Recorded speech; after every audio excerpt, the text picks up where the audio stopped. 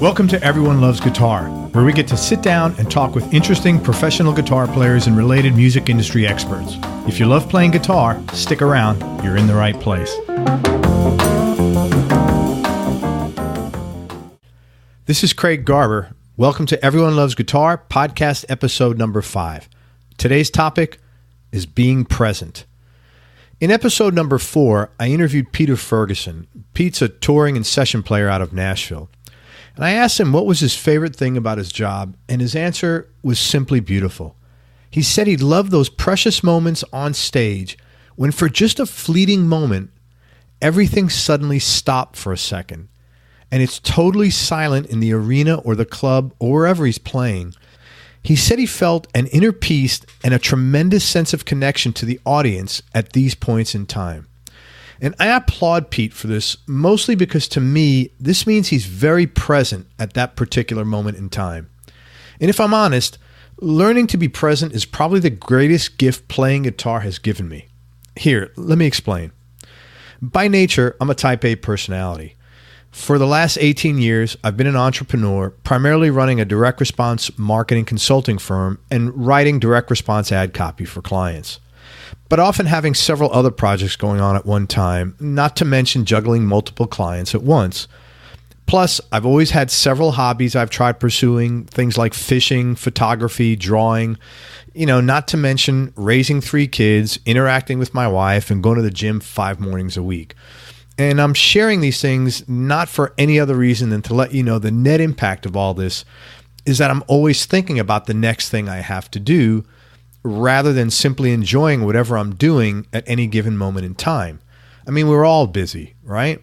But my mind is constantly filled with clutter 24/7 because of this schedule. This all changed when I started playing guitar almost 2 years ago.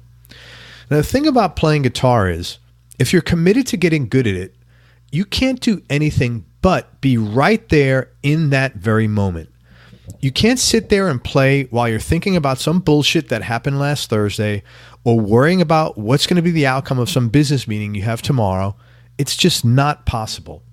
When I'm playing guitar, I'm nowhere else but right there in that moment, listening to and feeling those notes. And as it turns out, I love being present like that. Just living right there in that moment, soaking it all in to the exclusion of everything else. And in fact, it's changed my life to the point where it's become incredibly easy to extend being present to pretty much everything else going on in my life. Now, there are a lot of unforeseen benefits to this. For starters, I worry a lot less because, as you know, worry is basically thinking about something that might or might not happen in the future. And since I'm now spending my time only thinking about what's going on right now, worry just isn't on the menu anymore. And there's also far less lamenting about what could have been or what should have been. Because to do that, you have to think about the past, which I no longer spend time in either. Now, don't get me wrong. This doesn't mean you've entered some sort of mental time machine and you no longer plan and you no longer learn from past mistakes. It just means, at least for me anyway, that from now on, whenever I'm engaged in something, whether it's playing my guitar, working on a project, or just spending the day out with my wife like I did this past weekend, literally doing nothing but sitting at a coffee shop down in Ybor City, the only thing on my mind is being right there in that moment and making the absolute most out of it. I've come to realize that's the only moment I'll ever have like that, so why not enjoy it? Now, the ironic thing is that I tried unsuccessfully for years to live in the present. And time again, I kept walking away, concluding that my mind was just, quote, too busy to do this. Instead, all I had to do was stop trying so hard. Which reminds me of what one of my favorite authors once said.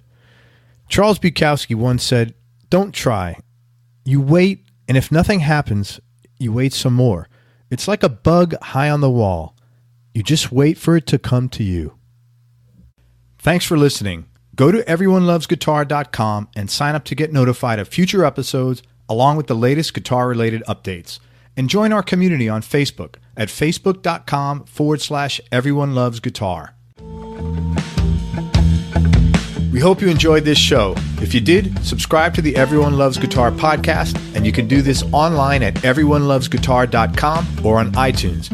And if you like the show, please leave us a 5-star positive review. The more 5-star reviews we get, the higher our show ranks, and higher rankings mean we get to continue speaking with cool, interesting guests on our show.